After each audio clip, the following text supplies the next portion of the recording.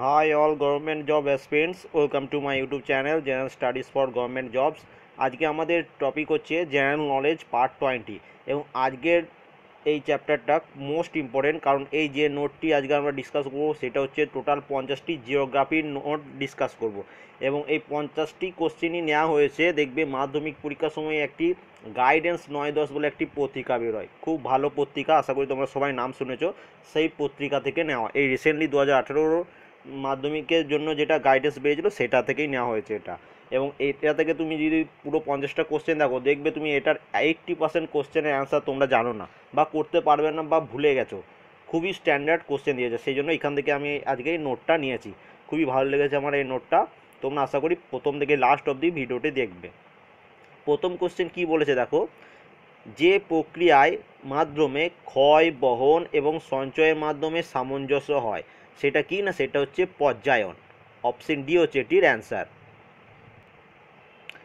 যে প্রক্রিয়ায় কোনো স্থানের উচ্চতা হ্রাস পায় সেটাকে কি বলা হয়, এখানে দেখে নাও হ্রাস পায় বলেছে, যে প্রক্রিয়ায় সেটাকে বলা হয় অবরোহণ। অপশন এ হচ্ছে এটির অ্যান্সার। পরের প্রশ্ন দেখো, যে জলবায়ুতে যান্ত্রিক অববাহিকা সর্বাধিক হয় সেটি হচ্ছে উষ্ণ মরু জলবায়ু।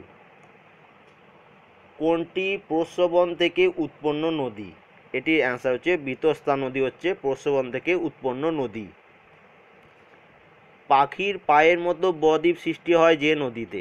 এটি অ্যান্সার হচ্ছে মিসিসিপি। মিসিসিপি নদীতে পাখির পায়ের মতো বদ্বীপ সৃষ্টি হয়, এটা আমরা অনেক ছোটোতেও পড়েছিলাম কিন্তু।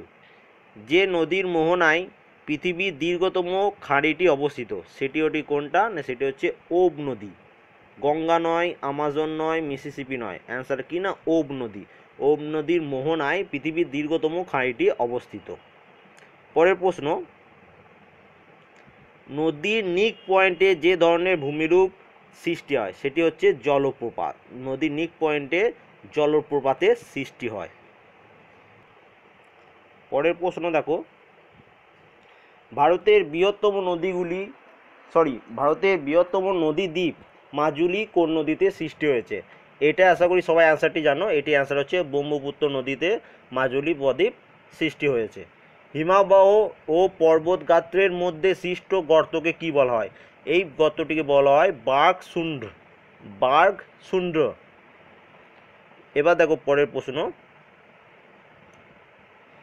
হিমবাহের সঞ্চয়ের ফলে সৃষ্ট উল্টানো নৌকোর মতো ভূমিরূপ হলো কোনটি? এটা অ্যান্সার হচ্ছে ড্রামলিন। কেন ড্রামলিন কাকে বলা হয়? হিমবাহের সঞ্চয় কাজের ফলে সৃষ্ট উল্টানো নৌকোর মতো ভূমিরূপ। পরের প্রশ্ন, পৃথিবীর দ্রুততম হিমবাহ কোনটি? পৃথিবীর দ্রুততম হিমবাহ হচ্ছে কোয়ারিয়াক হচ্ছে পৃথিবীর দ্রুততম হিমবাহ। ভারতের বৃহত্তম বা দীর্ঘতম হিমবাহ হলো কোনটি? ভারতের বৃহত্তম বা দীর্ঘতম হিমবাহ হচ্ছে সিয়াচেন, এটা আশা করি আমরা সবাই জানি। লোয়েস সঞ্চয় দেখা যায় যে নদীর অববাহিকায়? হুয়াংহো নদী, চীনের হুয়াংহো নদীর অববাহিকায় লোয়েস সঞ্চয় দেখা যায়। পৃথিবীর বৃহত্তম মরুভূমিটি হলো কোনটি? সাহারা মরুভূমি হচ্ছে পৃথিবীর বৃহত্তম মরুভূমি, আমরা এটা সবাই জানি। বায়ুমণ্ডলের ঊর্ধ্বসীমা কত? বায়ুমণ্ডলের ঊর্ধ্বসীমা হচ্ছে 10,000 কিমি, 10,000 কিলোমিটার বায়ুমণ্ডলের ঊর্ধ্বসীমা। বায়ুমণ্ডলের সর্বাধিক পরিমাণে রয়েছে যে গ্যাস? আমরা সবাই জানি বায়ুমণ্ডলে সব থেকে বেশি আছে নাইট্রোজেন গ্যাস। এবার দেখো পরের প্রশ্ন, পানীয় জলকে জীবাণুমুক্ত করা যায় যার সাহায্যে? কিসের সাহায্যে না O3 ওজনের সাহায্যে। বায়ুমণ্ডলের যে স্তর শান্তমণ্ডল নামে পরিচিত? স্ট্র্যাটোস্ফিয়ার। এবং এই কোশ্চেনটি অনেকবার এক্সামে এসছে। বায়ুমণ্ডলে যে স্তরটি শান্তমণ্ডল নামে পরিচিত সেটি হচ্ছে স্ট্র্যাটোস্ফিয়ার। গ্রিন হাউস গ্যাসগুলির মধ্যে প্রধান কে? গ্রিন হাউস গ্যাসগুলির মধ্যে প্রধান হচ্ছে কার্বন ডাইঅক্সাইড CO2। সমুদ্র বায়ুর বেগ সর্বাধিক হয় যে সময়? সমুদ্রে বায়ুর বেগ সর্বাধিক হয় কখন না দুপুরবেলাতে। অপশন এ হচ্ছে এটির অ্যান্সার। পরের প্রশ্ন দেখো, অশ্ব অক্ষাংশ দেখা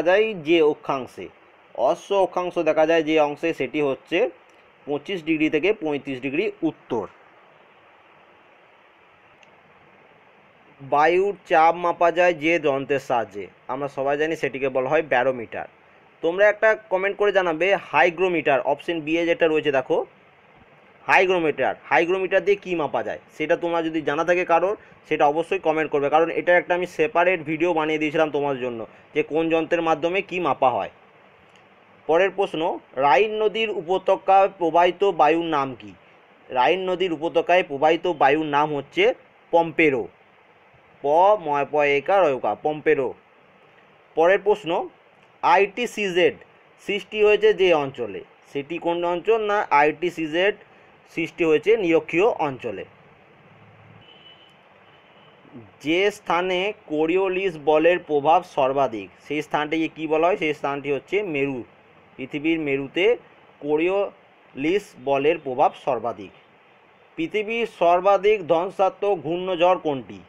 পৃথিবীর সর্বাধিক ধ্বংসাত্মক ঘূর্ণিঝড় হচ্ছে টর্নেডো, সবথেকে ধ্বংসাত্মক। ক্যারিবিয়ান সাগরে সৃষ্ট ঘূর্ণিঝড় যে নামে পরিচিত? না ক্যারিবিয়ান সাগরে সৃষ্ট ঘূর্ণিঝড় যে নামে পরিচিত সেটি হচ্ছে হ্যারিকেন, অপশন এ হচ্ছে এটির অ্যান্সার। এবার দেখো পরের প্রশ্ন, বঙ্গোপসাগর ও ভারত মহাসাগরের সৃষ্ট ক্রান্তীয় ঘূর্ণিঝড় যে নামে পরিচিত, সেটি হচ্ছে সাইক্লোন নামে পরিচিত। টর্নেডো সবচেয়ে বেশি দেখা যায় যে দেশে, টর্নেডো সবথেকে বেশি দেখা যায় মার্কিন যুক্তরাষ্ট্রতে। টর্নেডো মার্কিন যুক্তরাষ্ট্রের যে নামে পরিচিত, কোন নামে পরিচিত? না টুইস্টার, অপশন বি হচ্ছে এটির অ্যান্সার। টর্নেডো মার্কিন যুক্তরাষ্ট্রের টুইস্টার নামে পরিচিত। বায়ুর আর্দ্রতা পরিমাপ করা হয় যে যন্ত্রের সাহায্যে, সেটি কোন যন্ত্র? না সেটি হচ্ছে হাইগ্রোমিটার। হাইগ্রোমিটারে বায়ুর আর্দ্রতা পরিমাপ করা হয়। নিরক্ষীয় অঞ্চলে যে প্রকার বৃষ্টি সর্বাধিক হয় সেটি হচ্ছে পরিচলন বৃষ্টি, অপশন এ হচ্ছে অ্যান্সার। পরিচলন বৃষ্টি, পরিবহন বৃষ্টি আমরা যেমন পড়েছিলাম জিওগ্রাফি ক্লাসে, সেখান থেকে। নিরক্ষীয় অঞ্চলে যে প্রকার বৃষ্টি সর্বাধিক হয় সেটি হচ্ছে পরিচলন বৃষ্টি, অপশন এ হচ্ছে এটির অ্যান্সার। আপেক্ষিক আর্দ্রতা সর্বাধিক হয় কখন? আপেক্ষিক আর্দ্রতা সর্বাধিক হয় ভোরবেলায়, অপশন এ হচ্ছে এটির অ্যান্সার। যে মেঘ থেকে সবচেয়ে বেশি বৃষ্টিপাত হয় সেই মেঘটির নাম কি? সেই মেঘটির নাম হচ্ছে কিউমুলোনিম্বাস। কিউমুলোনিম্বাস মেঘে সবচেয়ে বেশি পরিমাণ বৃষ্টিপাত হয়। সমুদ্র স্রোত সৃষ্টির প্রধান কারণ হলো কি? সমুদ্র স্রোত সৃষ্টির প্রধান কারণ হচ্ছে নিয়ত বায়ু। নিয়ত বায়ু প্রবাহে সবথেকে মেন কারণ হচ্ছে সমুদ্র স্রোত। একটি সংক্রামক বর্জ্য পদার্থ হলো কোনটি? একটি সংক্রামক বর্জ্য পদার্থ হচ্ছে সিরিঞ্জি, অপশন বি হচ্ছে এটির অ্যান্সার। বিপজ্জনক বর্জ্য পদার্থের উদাহরণ, বিপজ্জনক বর্জ্য পদার্থের উদাহরণ হচ্ছে সীসা বা লেড, আমরা যেটাকে লেড বলি সেটাকে বাংলায় সীসা বলা হয়। নীলগিরির সর্বোচ্চ শৃঙ্গের নাম কি? নীলগিরির সর্বোচ্চ শৃঙ্গের নাম হচ্ছে দোদাবেতা, অপশন এ হচ্ছে এটির অ্যান্সার। ভারতের বৃহত্তম লবণাক্ত জলের হ্রদ কোনটি? ভারতের বৃহত্তম লবণাক্ত জলের হ্রদ হচ্ছে সম্বর হ্রদ। সম্বর হ্রদকে বলা হয় ভারতের বৃহত্তম লবণাক্ত জলের হ্রদ। পরের প্রশ্ন কি বলেছে, গ্রীষ্মকালে পশ্চিম ভারতে যে ধূলিঝড় হয় তার নাম কি? তার নাম হচ্ছে আঁধি। লা নিনার প্রভাব ভারতের কোথায় দেখা গেলে সেটা কি হয়, কি জন্য দেখা যায়? না লা নিনা হচ্ছে বন্যা হয়, লা নিনা দেখা গেলে বন্যা হয়। তুলা চাষ সবচেয়ে ভালো হয় যে মাটিতে, খুব ইম্পর্টেন্ট কোশ্চেন, আশা করি সবাই অ্যান্সার জানো। এটি অ্যান্সার হচ্ছে রেগুর। রেগুর মৃত্তিকা বা কালো মৃত্তিকা, কালো মাটিটাকে বলা হয় রেগুর। রেগুর মৃত্তিকায় সবথেকে বেশি পরিমাণ সবথেকে ভালো তুলা চাষ হয়। পরের প্রশ্ন দেখো, কোন প্রক্রিয়ায় কোনো স্থানে উচ্চতা বৃদ্ধি পায়? অ্যান্সার হচ্ছে আরোহণ প্রক্রিয়া, অপশন, এটা কোনো অপশন নেই, এগুলো শুধু ওয়ান লিনিয়ার কোশ্চেন। পরের প্রশ্ন দেখো, গ্রেড শব্দটি প্রথম কে ব্যবহার করেছেন? গ্রেড শব্দটি প্রথম ব্যবহার করেছেন জি.কে. গিলবার্ট। কোন জলবায়ুতে রাসায়নিক অববাহিকা সর্বাধিক হয়? উষ্ণ আর্দ্র জলবায়ু বা নিরক্ষীয় জলবায়ুতে রাসায়নিক অববাহিকা সর্বাধিক হয়।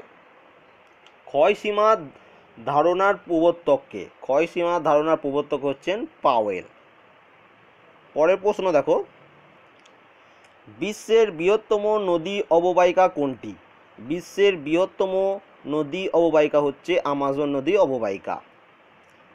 তীক্ষ্ণাগ্র বদ্বীপ বা কাসপেড বদ্বীপ দেখা যায় কোন নদীতে? এটি দেখা যায়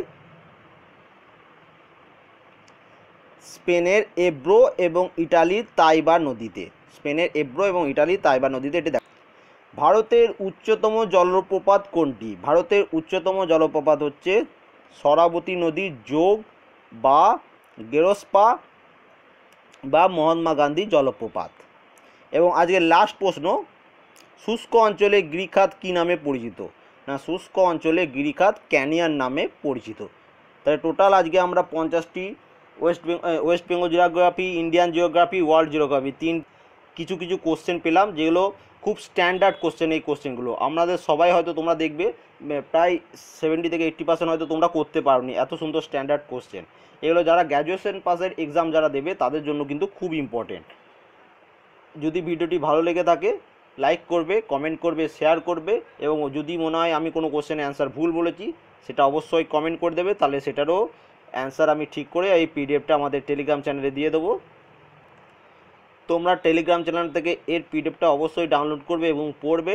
এবং এটা জিওগ্রাফির আমার মতে বেস্ট পার্ট, বেস্ট 50 কোশ্চেন। তোমরা যদি চাও তাহলে আরও এই পত্রিকা আমি জোগাড় করে ক্লাস 10-এ যেসব কোশ্চেনগুলো ছিল সেগুলো তোমাদের সাথে ডিসকাস করব। যদি তোমরা বলো, কমেন্ট করে অবশ্যই জানাবে যে আরও এইটা ডিসকাস করব কি করব না। এবং আমার চ্যানেলে যারা নতুন তারা অবশ্যই সাবস্ক্রাইব করে নেবে যদি ভিডিওটি ভালো লাগে। Thank you for watching.